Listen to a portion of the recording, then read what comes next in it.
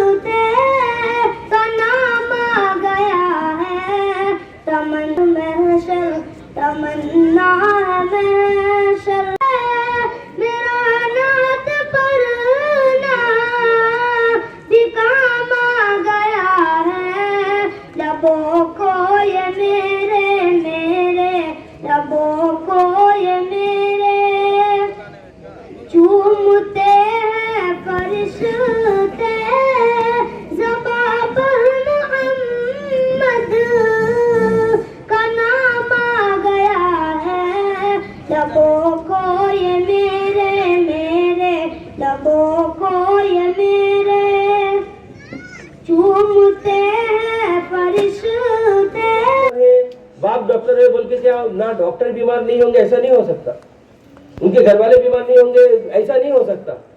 ये अल्लाह की तरफ से निजाम बनाया गया है, हर एक इंसान के साथ बीमारी लगे रहेगी मौत तक। تو اس بیماری کا علاج کیا کرنا ہے؟ شریعت کے دائرے میں ڈھونڈنا ہے. جو نظر آئے وہ بیماری جو سب اللہ کی طرف سے آیا ہے, کیونکہ شفا اللہ ہی دینے والا ہے.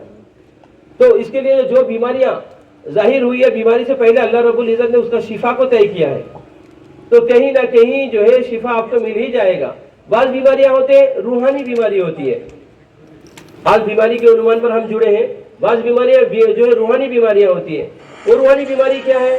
اب روحانی بیماری آپ لوگوں کو اگر آسانی سے سمجھاؤں میں تو پھر ایک غصہ کا آنا یہ روحانی بیماری ہے. تکبری کا آنا یہ روحانی بیماری ہے.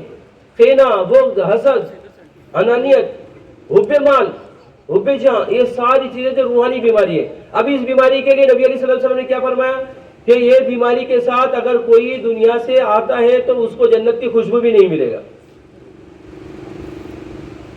یہ وہ بیماری ہے جو مرنے سے پہلے, وہ بیماری اگر آپ کے پاس میرے پاس موجود ہے تو ہم مرنے سے پہلے اللہ رب العزت اس بیماری کو, اس بیماری کی وجہ سے ہمیں اس کا بدلہ کیا ملے گا؟ اللہ رب العزت ہم سے جو ایمان کو چھین لیں گے. اب کینہ کیا؟ کینہ کسی کو بھی پوچھو کہ کینہ کیا ہے تو وہ بولتے کہ کینہ تو وہ دوسروں پر جلن کرنا, حسد کرنا. میرے دل میں تو کسی کے لیے کینہ نہیں. بہن بہن جھگڑا کر رہے, بھائی بہن جھگڑا کر رہے, رشتے دار آروس پڑوس جھگڑا کر رہے, بولتے میرے دل میں کچھ نہیں. اور یہ بھی کہتے ہیں کہ حضرت امام غزالی رحمۃ اللہ علیہ کتاب میں لکھا ہے کہ جو کہتے ہیں کہ مجھے کسی کے اوپر حسد نہیں, لوگ میرے اوپر کیوں جلتے ہیں مجھے پتہ نہیں, تو سوچ لینا, سمجھ لینا اسی کے دل میں کینہ ہے, حسد ہے. یہ بیماری اصل بیماری ہے جس بیماری کی علاج جو ہے کونوا صادقین کے ساتھ جو ہی جڑنے سے ہو سکتا ہے. یہ جو سچے لوگوں کے ساتھ ملنے سے ہی ہو سکتے ہیں, جو دین کی سمجھ رکھتے ہیں ان کے ساتھ رہنے سے ہی اس کی علاج ہو سکتا ہے. بیماری کا علاج, طبیعت کی علاج میں تو آپ کو اجر ملے گا اگر آپ جو 3 کنڈیشن کے اندر, شریعت کے اندر اگر آپ علاج کرا رہے ہو تو. پر جو بیماری روحانی بیماری کا اگر آپ نے علاج نہیں کرایا تو پھر اللہ نہ کرے تو جو بغیر ایمان کے ہمیں جانا پڑے گا. اچھا, اسلام کے اندر اور ایک ہے, اگر کسی کو ظاہری بیماری آیا, سمجھ لو کوئی کینسر ہے اور وہ مصالحہ پیچھے کر اللہ اللہ کر رہا ہے کہ نہیں میرا اللہ شفا دے گا, حتیٰ کہ اس بیماری کو اللہ رب العزت نے انسان کے ذہن میں ڈال کر اس کی دوا آ چکا ہے اور وہ اس کا دوا کی علاج, بیماری کا علاج نہ کرے, تو سمجھ لو اسلام کے اندر جو ہے یہ ہے کہ اسلام یہ اس کے لیے ڈکلیئر کیا ہے کہ وہ بندہ ہو یا بندی اگر بغیر علاج کیے اگر مر جاتے ہیں تو سمجھ لو کہ اس نے خودکشی کیا. بات کو سمجھ لینا. بعض مرتبہ ہوتا ہے مستورات کے اندر مسئلے ہوتے ہیں کہ میں پردے میں رہتی ہوں زندگی بھر, مجھے کوئی غیر محرم مجھے نہیں چھینا, مجھے نہیں دیکھنا, پردہ الگ ہے, جان بچانا فرض ہے, ٹھیک ہے, تو اس لیے چاہیے دوا نکل چکا ہے, اس بیماری کا جو ہے علاج ڈاکٹر سے کرانا چاہیے. اس بیماری کا علاج کرنے میں جو پیسہ آپ خرچہ کرتی ہو, جو پیسہ آپ خرچہ کریں گے وہ بھی جو ہے اللہ کے راستے میں خرچہ کرنے کی برابر ہے. اس علاج کے لیے جسمانی ہو یا روحانی, یہ بیماری کے لیے کوئی بھی آدمی اگر سفر کرتا ہو تو دیکھو شریعت نے کتنا بڑا حکم لاگو کیا ہمارے پر. کوئی اگر سفر کر رہا ہو اور کتنا ہمارے لیے جو ہے شریعت کے اندر کتنا بڑا جو ہے منافع رکھا ہے ہمارے لیے, کہ شریعت میں ہے کہ اگر کوئی بیمار ہے اور اس بیماری کے لیے سفر کرتا ہو اور اس کے لیے مال خرچہ کرتا ہو تو وہ بندہ ہو یا بندی وہ اللہ کے راستے میں سفر کر رہا ہے. کیوں کہ جان کا بچانا فرض ہے اور آپ ایک فرض ادا کرنے کے لیے جا رہے ہیں. تو اس کے لیے کوشش ہمیشہ ہمارا ہونا چاہیے کہ اچھے ڈاکٹر سے, چاہے روحانی ہو یا جسمانی, اچھے ڈاکٹر سے جو ہے ہم تجویز کرائیں, یعنی علاج کرائیں. کبھی بیماری کو پال کر نہ رکھا جائے. بیماری رہنے سے جو ہے انسان بہت سارے عمل سے, نیک عمل سے جو محروم ہو جاتے ہیں.